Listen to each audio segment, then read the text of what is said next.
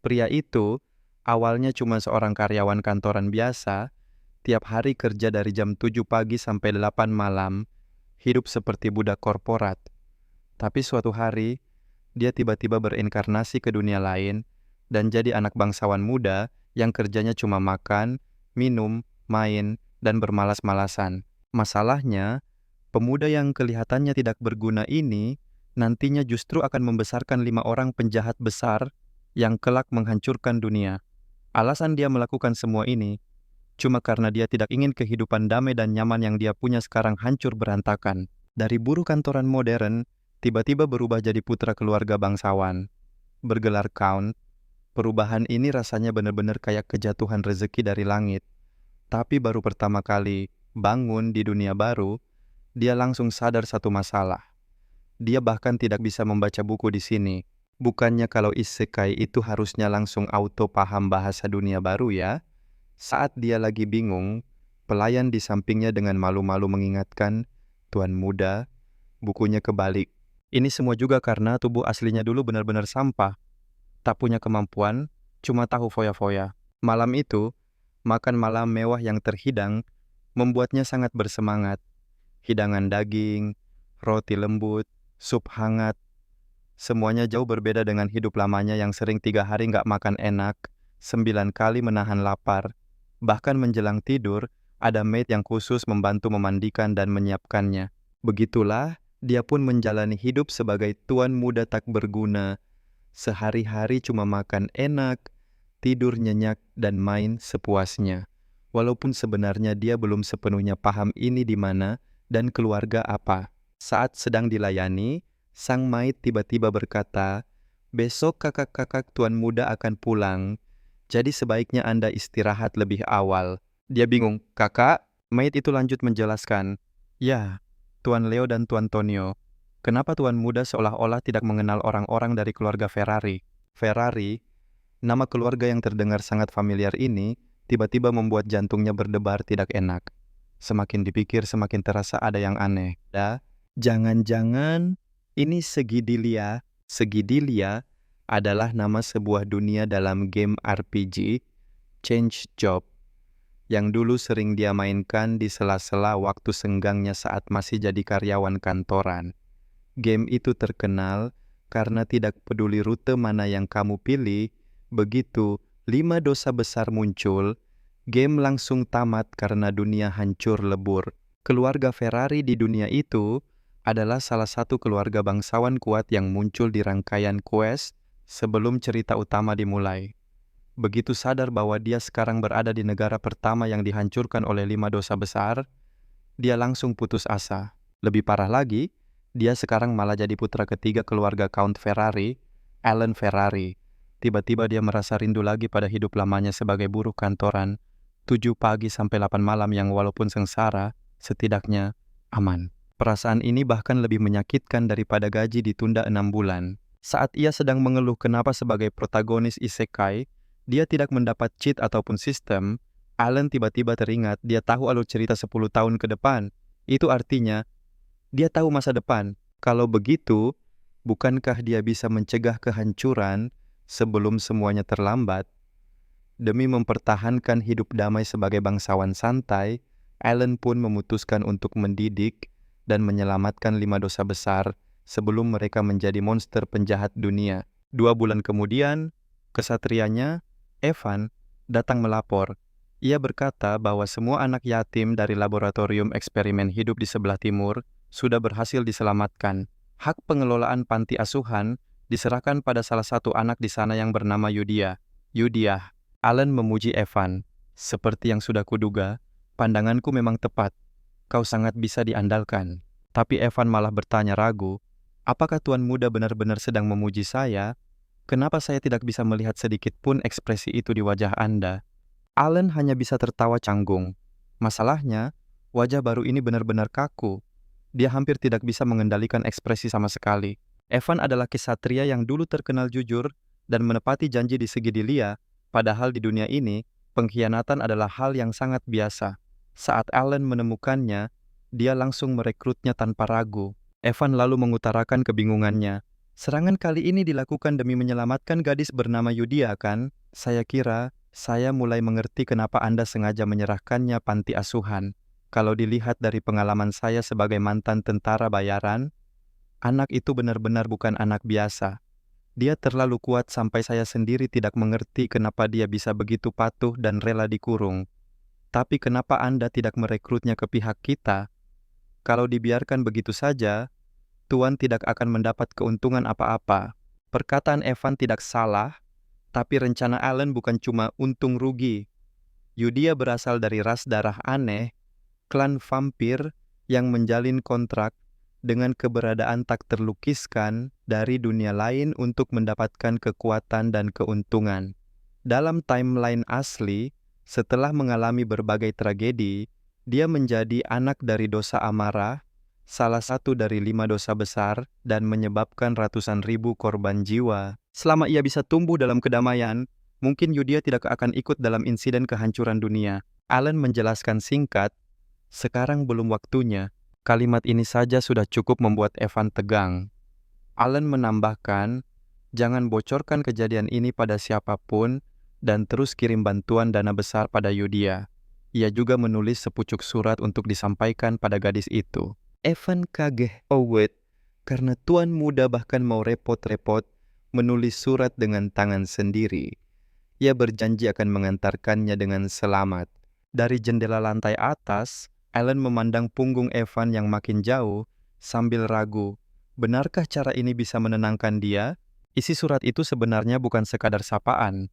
Di dalamnya, Allen menyelipkan sebuah kalimat yang di game dulunya diulang puluhan kali, mantra yang konon dapat menenangkan para vampir, darah mahkota. Kalimat itu pernah diucapkan sang uskup agung.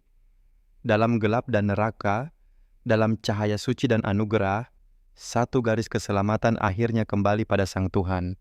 Dalam game, game, mantra ini muncul di adegan ketika dosa amarah pertama kali tampil, tapi waktu itu sang uskup gagal mengucapkannya dengan benar, sehingga sihirnya gagal. Sekarang, 10 tahun lebih awal, mungkin mantra yang sama masih punya peluang. Di sisi lain, Evan sudah berdiri di depan Yudia. Kekuatan magis mengerikan yang mengelilingi gadis itu membuatnya berkeringat dingin. Bocah aneh yang diselamatkan itu sama sekali tidak menunjukkan rasa terima kasih, malah bertanya dengan suara datar. Orang yang menulis surat ini namanya Allen, ya?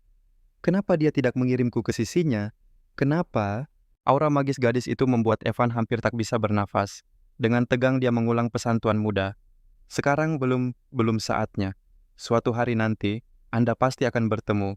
Itu janji yang hanya diketahui tuan dan Anda. Yudia terdiam, lalu tersenyum tipis. Aku mengerti maksud yang mulia. Janji yang hanya diketahui oleh kami berdua.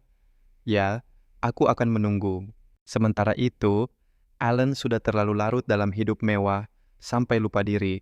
Hari demi hari berlalu, dia terus mencari informasi tentang dosa berikutnya. Beberapa waktu kemudian, Evan datang lagi dengan kabar baru. Anak kedua yang Anda sebutkan sudah berhasil diselamatkan. Allen bertanya apakah Evan memperlakukannya dengan sangat lembut. Evan mengiyakan. Tiba-tiba, pintu ruang kerja ditendang terbuka. Yang muncul adalah adik kedua keluarga Count, Tonio. Dengan gaya arogan, dia menatap Allen. Jadi ini adik kecil yang katanya akhir-akhir ini rajin belajar? Sampah macam kamu butuh apa sih dari buku? Kakak lagi ngomong, kenapa nggak jawab? Allen cuma bisa heran dalam hati. Bagaimana tubuh aslinya dulu bisa tahan hidup bersama orang seperti ini? Walau ingin melawan, dia sadar kalau sekarang dia belum punya kekuatan nyata untuk membuktikan apa-apa. Akhirnya, dia memilih menunduk dan berkata lembut, kalau kakak mau pakai ruangan ini, aku keluar dulu. Saat Tonio merasa Allen cukup tahu diri, tiba-tiba sebilah belati melesat, menancap dalam ke dinding, suara dingin terdengar. Serangga berisik apa ini pagi-pagi? Dua-duanya keluar dari sini. Jangan ganggu moodku. Itu adalah putra sulung keluarga Leo. Allen memanfaatkan saat kedua kakaknya saling beradu ego untuk pelan-pelan kabur. Dalam game, keluarga Count Ferrari memang berkuasa, tapi pada akhirnya hanyalah pion pertama yang dihancurkan. Kedua kakaknya itu bukan orang sembarangan. Leo adalah raja daging. raja pencuri dunia bawah tanah. Tonio adalah raja narkoba yang mengendalikan jaringan kejahatan raksasa. Demi menjaga hidupnya tetap nyaman, Alan memutuskan untuk tidak memprovokasi mereka dulu. Yang dia mau cuma satu, hidup bahagia sebagai bangsawan lemah dan tidak berguna. Kembali di kamar, Evan melaporkan bahwa anak kedua yang diselamatkan juga sangat tidak biasa. Gadis itu sendiri hidup susah, wanda kaget kau susah, tapi entah bagaimana ia tahu rahasia-rahasia jauh yang berkaitan dengan eksperimen hidup dan perdagangan budak. Alan berkata bahwa anak itu akan dikirim ke panti asuhan juga. Yang tidak dia tahu, anak yang tidak biasa ini di masa depan memiliki kekuatan untuk menghancurkan dunia. Dia dibeli dari pasar budak di kerajaan Kelian, kerajaan yang paling setia pada kerajaan bersatu yang terdiri dari banyak negara. Setelah dijual sebagai budak, ia mengalami penyiksaan dan berpindah tangan berkali-kali hingga akhirnya menjadi dosa kemalasan yang menakutkan, membantai kerajaan demi kerajaan. Dalam game, banyak pemain takut pada kebengisannya, walaupun label malas justru berlawanan. Aslinya, ia sangat rajin membalas dendam berkali lipat. Justru karena itu, Alan berkali-kali menekankan agar Evan memperlakukannya sebaik mungkin. Dalam surat kedua, selain salam sehari-hari, Alan juga menyelipkan curahan hati kecilnya. Anak laki-laki penuh luka itu menulis dan menggambar sendirian di panti asuhan. Saat ia sedang menulis, suara aneh tiba-tiba berbisik di telinga bocah itu. Tubuhmu sudah rusak. Bekas luka itu semua adalah karya benda itu, kan? Tapi kau beruntung. Bulan yang agung telah memilihmu, dan aku akan berbagi anugerah kekuatan yang diberikan padamu. Keluarkan kekuatan itu, serahkan seluruh kesetiaanmu, dan ikutilah Sang Tuan. Kau ingin balas dendam, kan? Kalau begitu, apakah aku bisa membalas dendam? Sekarang, pergilah memberi mereka sapaan kecil. Saat Alan masih pusing memikirkan di mana bos ketiga berada, Evan datang dengan wajah panik. Tuan muda, terjadi masalah besar. Tuan kedua sudah mati.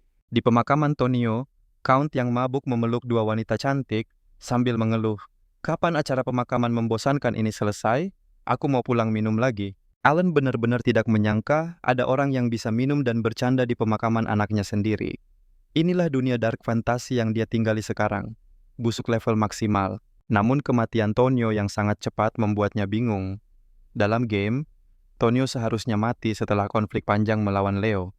Sekarang Leo malah tampak bahagia, seolah mendapat durian runtuh. Pelakunya kemungkinan besar Leo sendiri atau orang-orangnya, tapi Alan tidak tertarik. Fokus utamanya tetap sama, menyelesaikan masalah 5 dosa besar. 1 tahun berlalu, masalah ahli waris sudah beres, Leo menguasai bisnis obat dan garam, membuat keluarga Count semakin stabil.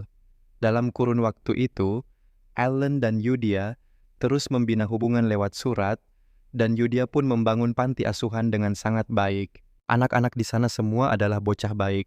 Ada yang jago main petak umpet, ada yang ahli main permainan perang, ada yang suka memainkan teater boneka. Mereka tumbuh tanpa kekurangan, dan rasa takut di masa lalu perlahan hilang. Namun jumlah dana sponsor yang terus meningkat membuat Alan curiga. Untuk panti asuhan sekecil itu, kenapa dananya bisa membengkak sejauh ini? Evan datang membawa kabar baru. Serikat intelijen sudah menemukan jejak anak yang dicari Alan. Bos berikutnya. Alan pun sangat gembira. Akhirnya target itu ketemu juga. Malam itu terasa tenang dan indah. Di wilayah peredaran obat, Leo bekerja sama dengan seorang pria botak bernama Marco. Setiap kali mereka bekerja untuk putra sulung keluarga Ferrari, imbalannya selalu besar dan organisasinya berkembang ratusan kali lipat. Namun saat kembali ke markas, mereka mendapati lantai penuh mayat. Semua orang seperti boneka rusak. Tangan mereka menusuk diri sendiri, mulut menjerit minta tolong, tapi tubuh tak mau patuh, dan akhirnya mati satu persatu. Di antara kengerian itu, sosok berjubah hitam berdiri di tempat tinggi, memuji, pertunjukan boneka hari ini juga sangat bagus. Daftar sponsor kita harus ditambah lagi. Itu adalah Deus, salah satu anak panti asuhan yang sekarang menjadi anggota inti organisasi rahasia Blue Moon milik Yudia. Ia tidak mengerti apa manfaat membunuh sampah seperti itu terhadap balas dendam. Yudia menjelaskan kalau semua ini dilakukan sebagai pondasi untuk menyambut kedatangan yang mulia, orang yang mereka sembah sebagai bulan yang agung. Mereka tidak ingin menyambut sosok yang mereka anggap tuan di tempat kumuh dan hina. Mereka, Blue Moon, adalah pedang milik sang tuan. Waktu berlalu cepat. Sudah 2 tahun Alan dan Yudia saling berkirim surat. Selama ini, Evan berulang kali bolak-balik antara kediaman Count dan panti asuhan. 5 anak yang dulunya calon bos dan dosa besar, kini sudah dipindahkan semua ke panti asuhan. Mencari dosa ketamakan sedikit lebih susah, atau di Yahweh. Tapi dengan pengetahuan game dan tenaga Evan, Alan akhirnya berhasil menemukan dan menyelamatkannya juga. Tugas panti asuhan selesai. Alan menyuruh Evan istirahat beberapa hari karena lelah. Ia sendiri tidak menyangka semuanya berjalan selancar ini. Dalam timeline asli, para bos Segidilia berubah jadi 5 dosa besar setelah mengalami tragedi yang sangat parah. Sekarang dia menjemput mereka sebelum tragedi itu terjadi. Peluang keberhasilan sebenarnya kecil. Awalnya Alan khawatir anak-anak itu justru akan rusak begitu diselamatkan. Namun, dari laporan Evan, panti asuhan berjalan lancar. Anak-anak yang dulu seperti boneka rusak kini mulai ceria, tidak lagi membutuhkan pengasuh khusus.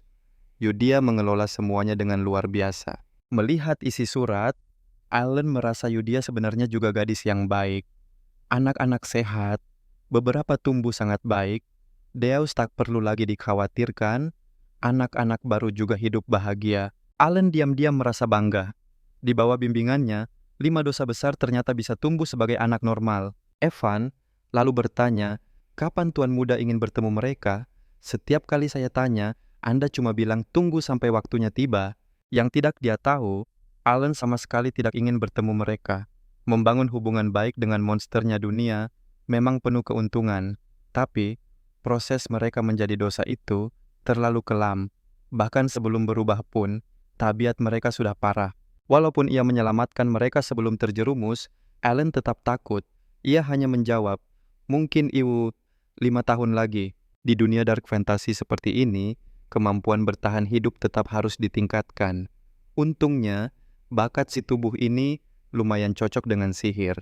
Dan Alan sudah berencana belajar serius. Beberapa tahun berlalu. Meski hanya belajar sendiri selama 2,5 tahun, ia sudah mencapai level magus tingkat 2, pencapaian yang membuat Evan terkejut. Biasanya, orang butuh 4 tahun belajar plus bakat bawaan luar biasa untuk mencapai level ini. Tapi Alan menyadari satu hal, wadah magis di tubuhnya sangat kecil. Ibarat tubuh atlet, tipe organ sihir seseorang sudah ditentukan sejak lahir. Miliknya kecil dan lemah. Ini gap yang tak bisa ditutup hanya dengan kerja keras. Saat ia sedang memikirkan keterbatasan ini, Evan datang membawa undangan pesta dansa. Pesta itu adalah acara rutin untuk para bangsawan di selatan kerajaan Astrea. Kebetulan Alan sebentar lagi akan resmi menjadi Count, jadi ia ingin memanfaatkan kesempatan itu untuk membangun relasi demi masa depan hidup damainya.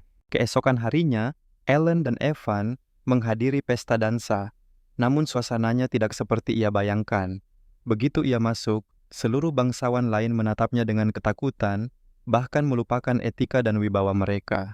Alan kaget, tapi ia berusaha tetap tenang.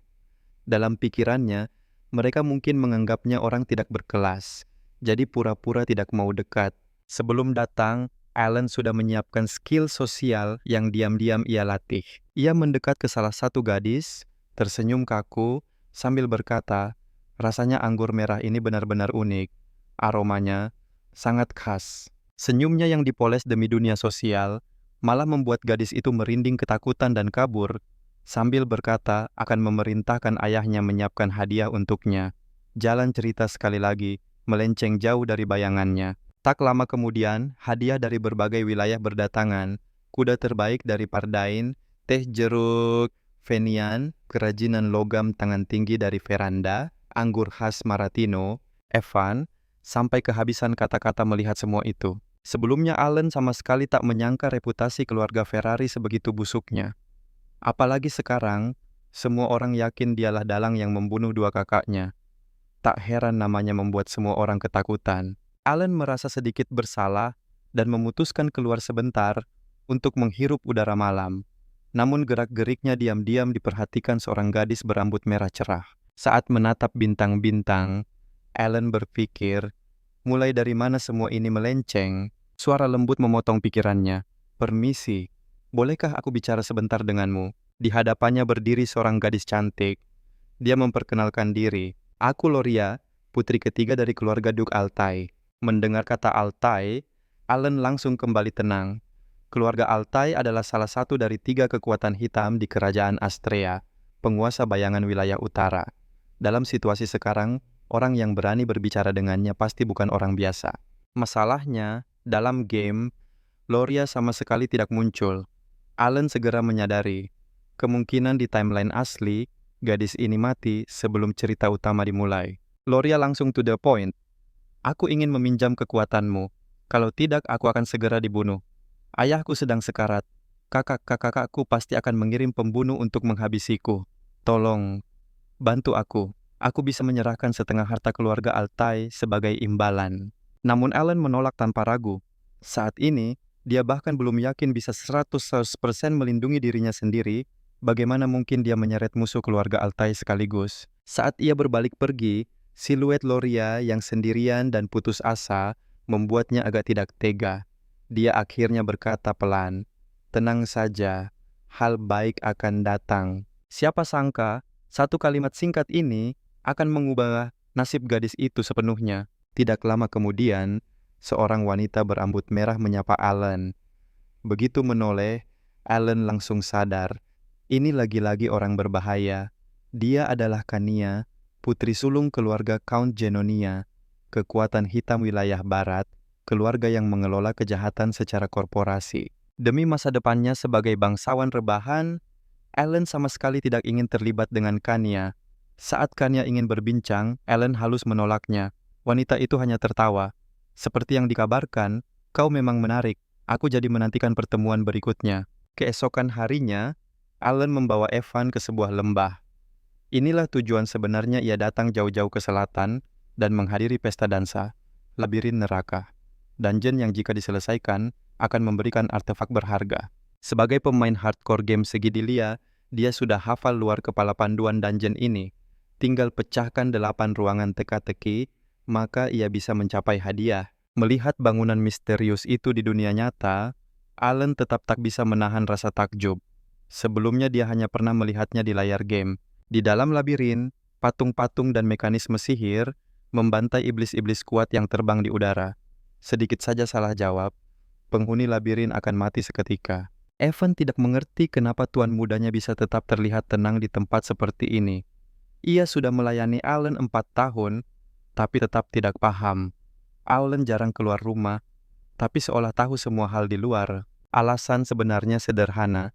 Alan mengikuti gadis misterius bernama Yudia bukan karena ia tahu masa depan, tapi karena dalam game, setiap pilihan Alan selalu berujung hasil yang baik selama ia mengikuti alur tertentu. Itulah yang membuat Evan percaya dan mau mengikutinya. Setelah melewati berbagai jebakan, mereka tiba di ruangan harta karun. Di hadapan tumpukan emas dan permata, Alan hanya mengambil satu cincin hitam sederhana karena dia tahu kalau mengambil terlalu banyak, hanya akan membawa petaka. Cincin hitam itu adalah tujuan sesungguhnya, artefak bernama Yue Shu, constraint, pengikat. Namun setelah ia mengambil cincin itu, patung-patung sihir di ruangan mulai bereaksi.